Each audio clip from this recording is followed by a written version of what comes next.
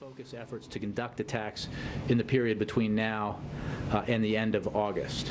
The threat emanates from and may be focused on occurring in the Arabian Peninsula, but it could potentially be beyond that. This threat is credible. I've seen the intelligence information. It comes from high-level operatives in Al-Qaeda, and it also talks about where some of the locations we're concerned about the Arabian Peninsula.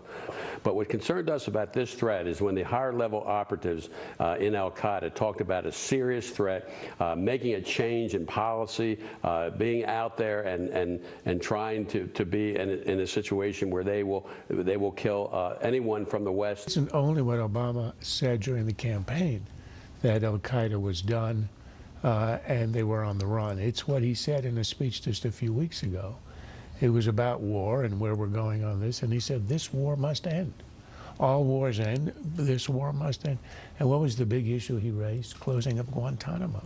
Is that really the biggest issue when it comes to terror? Here he is shutting 19 embassies and in the big speech he gives on terrorism, it's about shutting down Guantanamo and how we have to end the war because we can't stay perpetually in a war footing.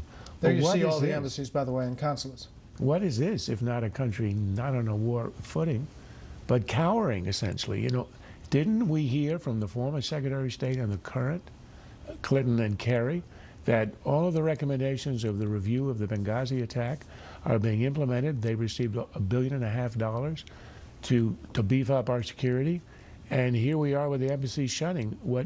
What is it that they have done to secure our embassies that renders the United States utterly helpless in the face of a threat that it actually has to shut everything down? You know, but to me, it seems like them sort of trying to show us that they're on top of things, unless it was an unsanctioned leak, in which case someone will be prosecuted for it. Do you wonder if Mark Mazzetti and Eric Schmidt are going to get a call like James Rosen? Well, exactly. Never got a call. But I bet they won't. Oh, was that an unintentional leak? Yeah. I doubt it. Yeah. It was a way to justify this attack, but I can assure you that these two guys are not going to be having the conversation.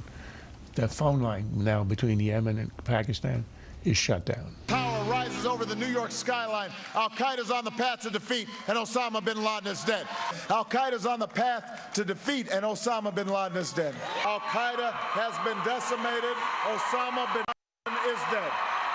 Did he give the full picture to the American people in the campaign about the threat from Al-Qaeda when that was his talking point again and again? I think it's indisputable that the elimination of Osama bin Laden was a major accomplishment in the effort against Al-Qaeda. We have been clear, and the President has been clear, that the threat from Al-Qaeda very much remains. Look, a perennial problem that a superpower has, do you want to be loved or respected?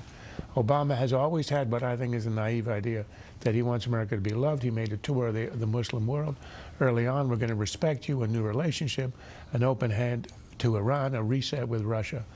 This is the idea that America somehow, by being nice, will be treated well. This is the fruits of being in Benghazi, having our ambassador attacked, and nothing happening to the bad guys.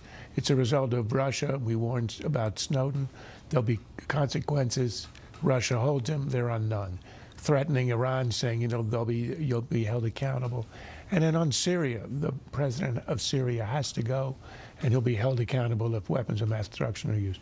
There is no sense anywhere in the world that if you kill a U.S. ambassador, you attack an embassy, you go against America's interest, you ignore it, and you stick a finger in its eye, that anything will happen to you. And I think they have a sense now they can, I'm talking about Al-Qaeda and the terrorists, they can spread and grow.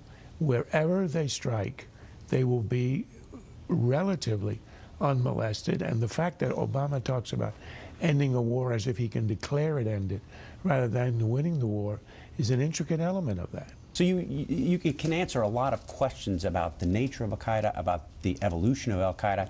And what's, I think, really disappointing about this is not only that the Obama administration, which of course has billed itself as the most transparent administration in history, hasn't released these or even moved to release these, but where are the Republicans in Congress? Why aren't they pounding on the administration to get these documents jarred loose and released to the public so that we can have an honest debate about the actual state of Al-Qaeda? Obama talked incessantly about how Guantanamo, the war in Iraq, were recruiting tools. It turns out that if you withdraw from Iraq and you get a resurgence of al-Qaeda in Iraq and in Syria, that is the ultimate recruiting tool, American weakness.